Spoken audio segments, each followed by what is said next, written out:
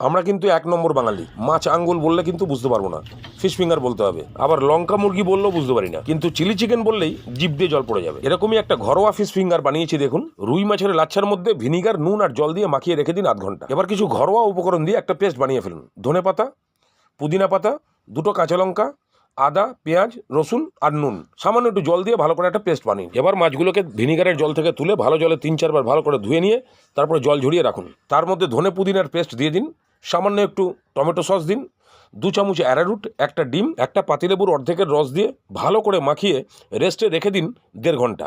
তাহলে এবারে ডাল ভাত, আলু ভাতে, ভাজা ভুজি যা আছে সব রেডি করে ফেলুন। বাস, তারপরে শুরু করে দিন আসল খেলা।